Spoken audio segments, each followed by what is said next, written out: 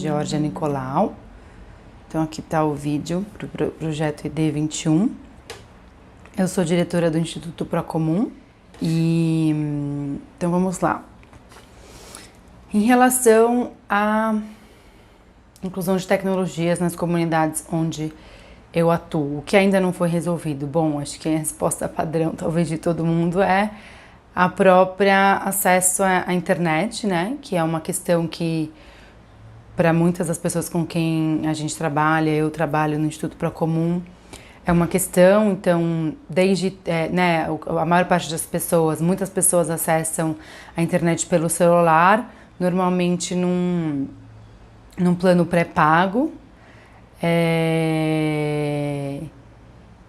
E, enfim, isso leva a uma questão que vai muito além da exclusão digital, principalmente hoje em dia com pandemia, etc., que faz com que você, enfim, seja excluída socialmente de várias questões, inclusive alguns acessos a serviços básicos, né? E a gente viu isso com a questão do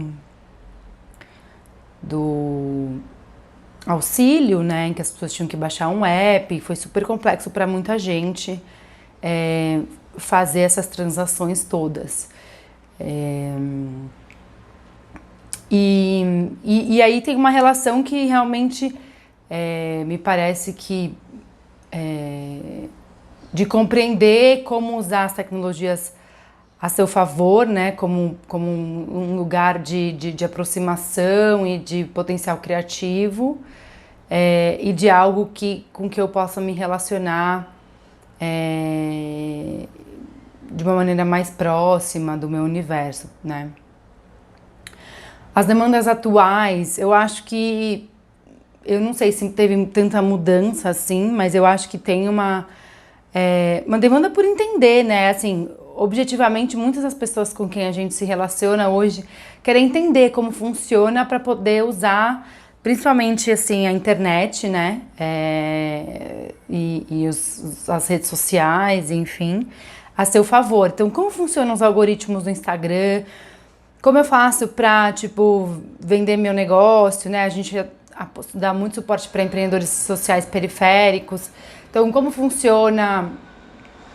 Como eu posso falar com mais gente, né? Para que serve? Como eu uso? Como que eu uso isso para amplificar minhas causas, né? Então, eu sinto que talvez a conversa tenha até um pouco se reduzido à questão das redes sociais. Enfim, e também tem sido uma grande solução de aproximação das pessoas, né? De fazer colaboração, construir coisa junto, formação de rede, etc. O termo inclusão digital, eu acho que sim, ainda reflete no sentido de que, como eu disse no começo, tem gente que ainda não tem acesso a algumas tecnologias e a próprio acesso à internet. A gente, quando podia ter o espaço aberto, né, no Lab, a gente tinha várias oficinas e tem um grupo de trabalho, a gente tem um hackerspace, né?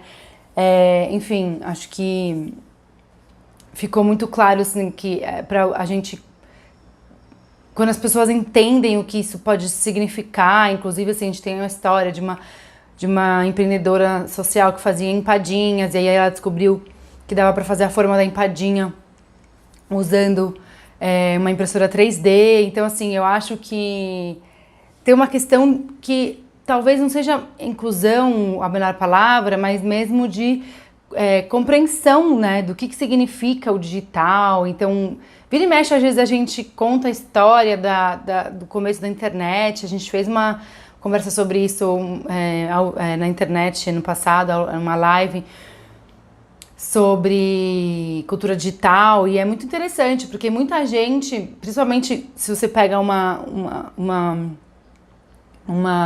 faixa etária que agora já está com 20, mas que já desde pequena se relacionou de alguma maneira com aquilo, e contar, né, que como que era a vida antes, o que isso trouxe. Então, eu sinto que tem uma demanda de uma educação crítica mesmo, assim, e que quando isso acontece, abre muitas chaves, assim, sabe?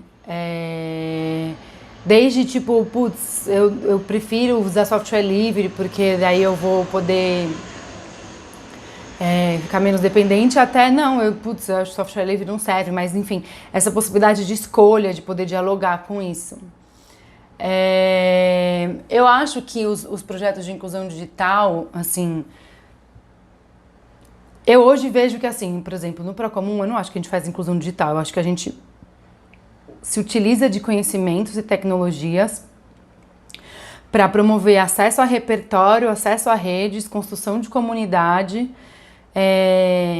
e transformação social, entendeu? E eu acho que, por exemplo, ali a gente tem um espaço de permacultura, uma residência artística e um hackerspace. Acho que tudo isso é importante e acho que é entender tudo isso assim de apropriação crítica mesmo, né? Eu olho para isso em uma perspectiva de ampliação de mundos. E claro, tem uma questão essencial que é o gap que vai, assim, que vai se formando cada vez mais, né? Se você vai, o que as pessoas estão falando, as empresas estão falando de aceitar Bitcoin e vender NT e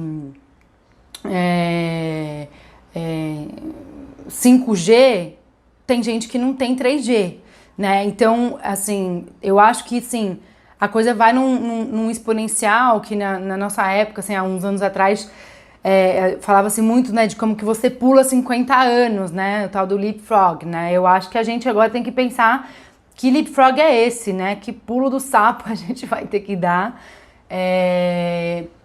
para entender, assim, assim, que o mundo virtual, digital, ele é uma parte essencial e o que as tecnologias fizeram vão muito além do tipo acesso à internet, mas assim, futuro do trabalho, futuro do dinheiro, né?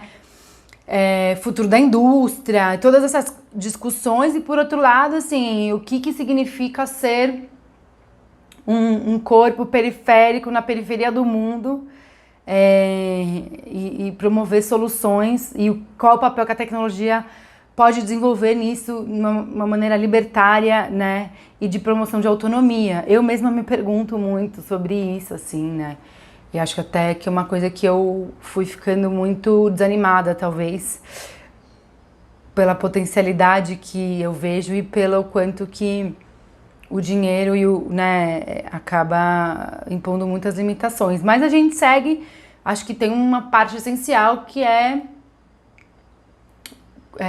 promover diálogos, né? Promover encontros, promover